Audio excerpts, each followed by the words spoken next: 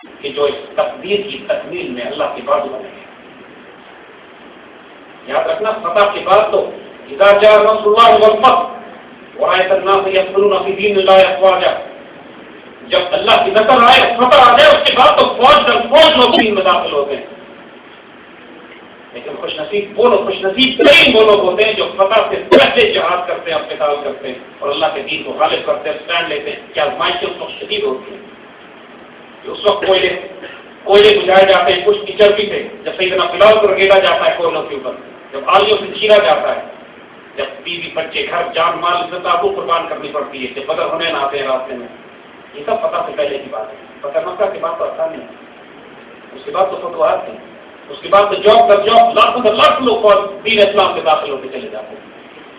آج اس پاکستان کے بارے میں خرافات پھیلائی جا رہی ہیں، ملک ٹوٹنے والا ہے، یہ ملک چھوٹا ہو جائے گا، بلوچستان ہاتھ سے نکل گیا، سرحد ہمارے ہاتھ سے جا رہا ہے، طالبان غالب ہو رہے ہیں اس ملک پر،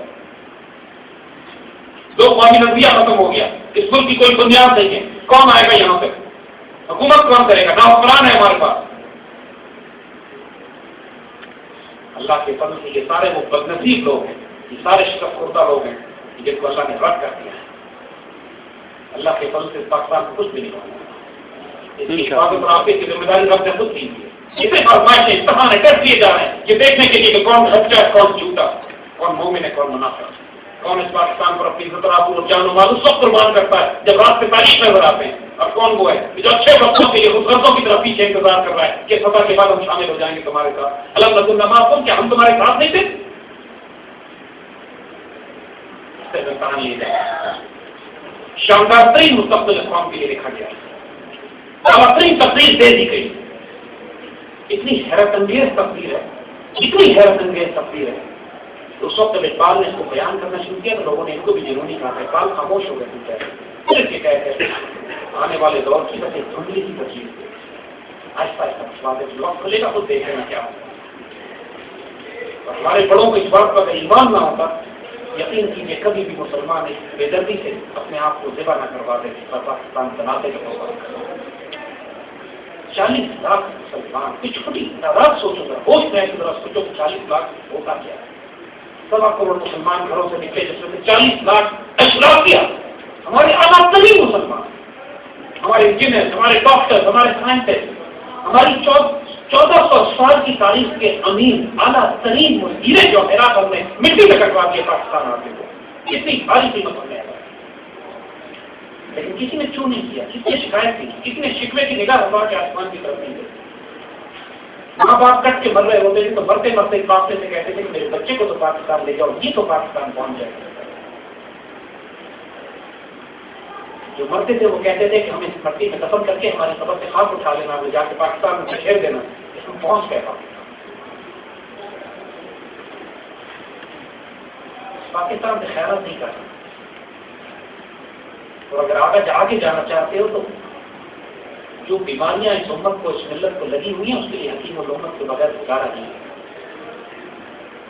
ایک حیرت انگیز ہمارے پاس پیغام رکھا ہے جو ممکن نہیں، جس میں ایک برکت روحانی طور پہ ڈال دی گئی ہے. یہ ممکن نہیں ہے کہ اس کلام کو، اقبال کو آپ پڑھو تو اس کے بعد نارمل رہتا ہے. آپ کے وجود میں ایسا طوفان برپا ہو کر دے گا کہ تمہیں حاضر و موجود سے بیدار کر دے گا. جو کچھ تمہارے آس پاس، جو کیریئر، جو دنیا سے روپیہ، جو پیسہ، وہ جائیداد، یہ موبائل فون، یہ دولت کی نئی فلمیں لکھ، گانے لکھتا، اس ساری چیز تم کو اس طرح بے نیاز کرے گا کہ تم ہوش میں آ کے سوچو کہ میں کس دنیا میں زندگی گزار رہا تھا اور یہ کون سی دنیا جس میں اقبال مجھے لے کر آ گیا. اپنی زندگیوں کو جو کچھ وقت اللہ نے دیا ہے تو اس کو ضائع نہ کرنا. بار بار یہ موقع نہیں ملے گا. جب یہ افغانستان جاتے ہیں علامہ اقبال 1932-33 میں، تو افغانستان کے بادشاہوں کو انہوں نے یہی کہا تھا کہ ایک تقریر لکھ دی گئی ہے کہ افغانستان بننے والی ریاست کے ساتھ ایک بہت بڑا صوبہ بن جائے. لفظ پاکستان جو ہے اگر آپ نوٹ کیجیے تو لفظ پیک سے پنجاب بنتا ہے، اے سے افغانستان، کے کشمیر کے لیے اور ایس سندھ کے لیے، افغان بلوچستان کے لیے. یہ تقدیر مرتب شدہ ہے. اس افغانستان میں ہمارے وجود کا حصہ بننا ہے. یہ کبھی بھی الگ نہیں ہوا اس تقدیر سے حصہ. یہ سوچتے نہیں کہ 27 رمضان المبارک کو اللہ تعالیٰ نے جمعے کے دن رمضان میں یہ ملک بنایا. یہ کوئی اتفاق تھا؟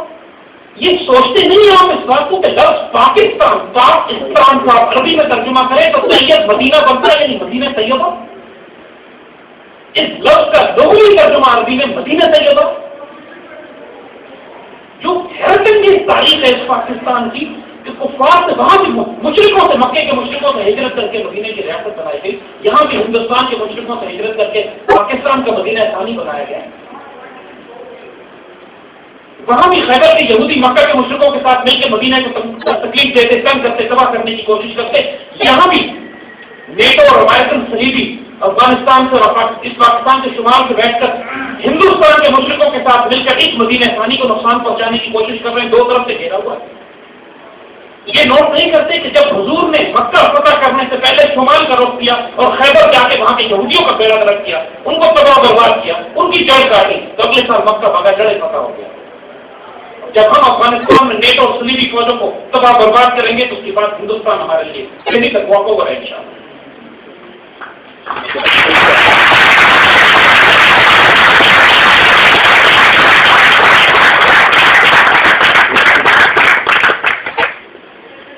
پاکستان اللہ تعالیٰ نے حیرت کے اسباب پر 1400 سال کی مسلم تاریخ میں مدینے کی فوٹو کاپی بنایا ہے. وہی تاریخ، وہی تقدیر، وہی معاملات، وہی جنگیں. وہاں بھی بدر بہت آئے، یہاں بھی ہم 65 71 اور 48 کے کارگل کی لڑائیاں لڑ چکے ہیں. وہاں ایک فتح مکہ ہوا تھا، یہاں کا فتح مکہ باقی ہے. اپنے آپ کو خوشخبری بشارت نصیب کے لیے تیار رکھنا چاہیے. وقت نصیب میں لکھا ہوا یہ کہنا کہ آج میڈیا کیسے کیپچر کریں گے، کیسے نہیں کریں گے، ہماری تقدیر ہے، ہمیں کر نہیں کرنا. وہ جو ہمارے ساتھ چھیڑ چھاڑ کرتے رہتے ہیں، لیکن اب کی دفعہ تھوڑے سے رولز آف انگیجمنٹ ہم تبدیل کرتے ہیں. جنگ شروع وہ کریں گے جیسے ہمیشہ وہ کرتے ہیں. اس دفعہ جنگ ختم ہم کریں گے، لیکن اس دفعہ جو تاریخی طور پر ہم تبدیلی کریں گے اپنی جنگی حکمت عملی میں، وہ صرف ایک ہے. پہلے ہم قیدی لیا کرتے تھے، اس جنگ میں ہم قیدی نہیں لیا. We will not take prisoners. وہ فوجیں داخل تو کریں گے ہماری سرحدوں میں، واپس ایک بھی نہیں جائے. اور اس لیے تیار رہی ہے کیونکہ اب آزمائشیں میں دو طرف سے آئیں، خیبر کے یہودی اور مکہ کے مشرق. یہ جو ہمارے دن اور اسرائیل ایک طرف اور انڈین زائنسٹ برہمن ایک طرف. اب اس پاکستان پر چاروں طرف سے جو گھیرا تنگ کیا جا رہا ہے، اس فیصلہ کو لڑائی کی طرف راستہ جا رہا ہے. لیکن ہمارا عروج مقدر و مقدور لکھ دیا. اپنے آپ کو اس کا حصہ بنائیے، اپنے آپ کو آزمائش کے لیے تیار کیجیے جو آنے والی ہے. یہ صرف ایموشنل باتیں نہیں ہیں، یہ گرینڈ جیو پالیٹکس ہے جو 21ویں صدی میں کھولی جا رہی ہے. اور پاکستان اپنی ڈیفینس اور سیکورٹی پالیسی کو اگر اس بنیاد پر بناتا ہے کہ آنے والے دور میں جو بشارتیں اور خوشخبریاں ہمیں دے دی گئی ہیں، ہندوستان سے ہمیں باہمی تجارت کا کوئی حکم نہیں ہے. ہندوستان کے خلاف ہمیں جنگ کی تیاری اور اس کو فتح کرنے کا حکم ہے.